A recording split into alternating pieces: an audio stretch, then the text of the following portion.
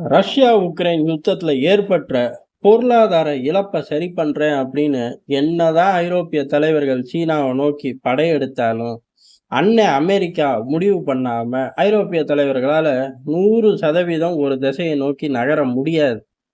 இது அவங்க வாங்கி வந்த வரம். அப்படி இருக்கும்போது 50% நகர்ந்து போறாங்கல்ல, அப்படி 50% நகர்ந்து போலாம். அது ஐரோப்பிய தலைவர்களுக்கே உண்டான வீரியம்.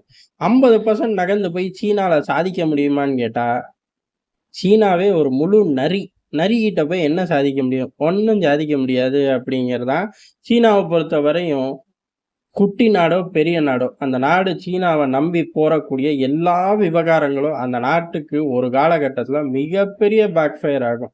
அத நல்லா புரிஞ்சுகிட்ட ஐரோப்பிய தலைவர்கள் போயிட்டு வெறுங்கையோட வந்து மக்கள்கிட்ட எதையாச்சும் சொல்லி சமாளிச்சுக்கலாம். ஆனா வரலாற்றுல நம்ம பேர எழுதி, இவனோட ஆட்சி காலத்துல தான் நம்ம நாடு நாசமா போச்சுங்கிற பேரு நமக்கு வேண்டாம் அப்படின்னு எல்லாரும் ஒரு யூ டர்ன் போட்டாங்க. அந்த யூ டர்ன் போட்டதோட விளைவு சீனாவுக்கு எதிரா ரொம்ப அக்ரஸிவாவே காயின்கள் நகர்த்த ஆரம்பிச்சுட்டாங்க. அமெரிக்கா, ஐரோப்பிய தலைவர்கள் 2 பேரும் எங்க குறி வைக்கிறார்கள் அப்படிங்கிறது தான் இங்க முக்கியமா பார்க்கப்படுறது. எப்படி இந்தியா சீனாவோட இன்வெஸ்ட்மென்ட்டுகள பக்காவா கட்டங்கட்டி தூக்கி வெளியில வீசுச்சோ, அதே மாரி இப்ப அமெரிக்கா, ஐரோப்பிய நாடுகளுக்கு பெரும் தலைவலி எங்க வருது அப்புட்ன்னா, எலக்ட்ரிக் கார்கள்ல தான் பெரிய அளவுல தலைவலி வருது. ஏன் அப்புட்ன்னா, அந்த மார்க்கெட்டு அப்கமிங் மார்க்கெட். அத போய் கேப்சர் பண்ணிருச்சு சீனா அப்புட்ன்னா, மத்த பிளேயர்களுக்குலாம் ரொம்ப ரொம்ப கம்மியான பெர்சன்டேஜ் தான் மார்க்கெட் ஷேர் இருக்கும்.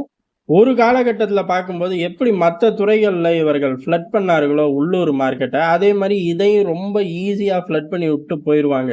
அதுக்கப்புறம் இவங்கள தூக்கி வெளியில எறியறதுங்கிறது சாமானியம் இல்லன்னு புரிஞ்சுக்கிட்டனால, அந்த செக்மெண்ட்லயே அமெரிக்கா அடிக்குது. என்னதான் அமெரிக்கா அடிக்க ஆரம்பிச்சாலும் லேட்டா ஆரம்பிச்சிருச்சுங்கிறத அவர்களே ஒத்துக்கிறாங்க. ஆனா அமெரிக்கா, ஐரோப்பா எல்லாரும் சேர்ந்து இவர்களோட மேனுஃபேக்சரிங்க்கு பெரிய அளவு முட்டுக்கட்டை போடுறதுல தான் குறியா இருக்கார்கள். டாக்ஸ இன்கிரீஸ் பண்றாங்க, பிரைஸ இன்கிரீஸ் பண்றார்கள், ரா மெட்டீரியலோட சப்ளை செயின டிஸ்டர்ப் பண்றார்கள். இது எல்லாமே அந்த எலக்ட்ரிக் வெஹிக்கிள்ல இருந்து சீனாவ ஓரங்கட்டணும், அடக்கணும் அப்படிங்கிற மாரி தான். எப்படி 5G டெக்னாலஜில இருந்து கட்டங்கட்டி தூக்கி வீசினார்களோ, அதே மாரி இறங்கி அடிக்கிறாங்க. என்ன 5G இம்ப்ளிமெண்ட் ஆகறதுக்கு முன்னாடியே அமெரிக்கா சுதாரிச்சுக்கிச்சு, ஐரோப்பா சுதாரிச்சுக்கிச்சு, இந்தியா போன்ற நாடுகளும் அலர்ட் ஆனதோட விளைவு, புள்ளி வைக்கும்போதே தூக்கி எறிஞ்சாச்சு. அப்புறம் எங்கிட்டு கோலம் போடுறது?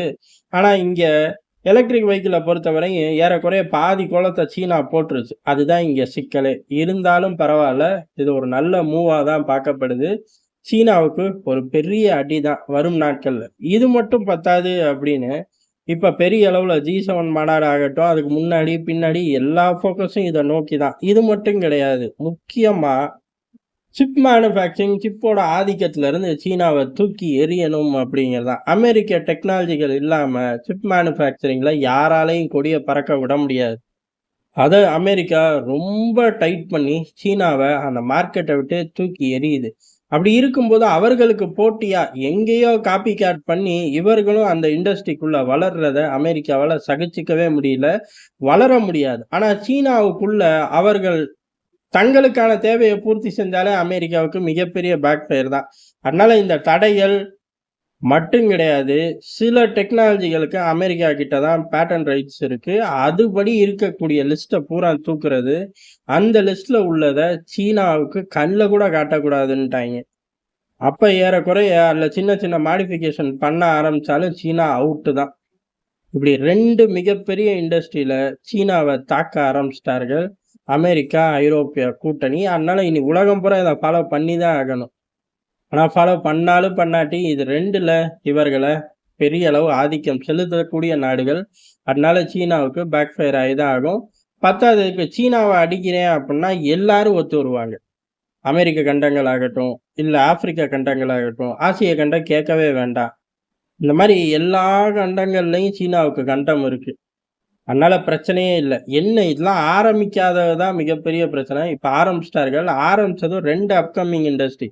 ஒண்ணு பெரிய அளவு ஆதிக்கம் அடுத்த நூற்றாண்டுக்கு ஆதிக்கம் செலுத்தக்கூடிய எலக்ட்ரிக் வெஹிக்கிள்ல அத அப்படியே ஓரங்கட்டுறாங்க. அந்த ஈவி செக்மெண்ட்டே தூக்கி வீசுறார்கள். அத பொறுத்து பல விஷயங்கள் அடிவாங்கும். அதுக்கடுத்து சிப்பும் கேட்கவே வேண்டாம். அது இல்லாம உலகம் இயங்க முடியாது அப்படிங்கிறது தான் ஏற்கனவே கடந்து வந்த பாதை. அதிலிருந்து தூக்கி எறியும்போது பெரிய அளவு டிஸ்டர்ப் ஆகும். இத அப்படியே அக்ரெசிவா கொண்டு போனா, யாருமே நெனச்சு பார்க்க முடியாம சீனா அடுத்த கியூபாவா மாறுனாலும் ஆச்சரியப்படுறதுக்கு இல்ல. அந்த அளவு பொட்டன்ஷியல் உள்ள 2 விஷயத்த ரொம்ப அக்ரெசிவா எடுத்துட்டு போறாங்க. அடுத்த கட்டமா வளரும் நாடுகள் பின்னாடியே சேர்ந்துக்கும். இந்தியாவாகட்டும், ஜப்பான் ஆகட்டும், ஆப்பிரிக்கா கண்டங்கள்ல இருக்கக்கூடிய நாடுகள் இப்படி எல்லாரும் சேர்ந்துருவார்கள் இந்த லிஸ்ட்ல. ஏன் அப்புட்ன்னா, இந்த டெக்னாலஜி கிடைக்கும்போதோ, இந்த டெக்னாலஜியோட மேனுஃபேக்சரிங் யூனிட்ஸ் கிடைக்கும்போதோ, பெரிய அளவு ஆதாயம் பெறலாம். அதனால எல்லாரும் பட்டு பட்டுன்னு இந்த டீல போட்டு ரீப்ளேஸ் பண்ணி போய்க்கிட்டே இருப்பார்கள். சீனாவுக்கு செம்மத்தியான அடி ஆரம்பமாயிருச்சு.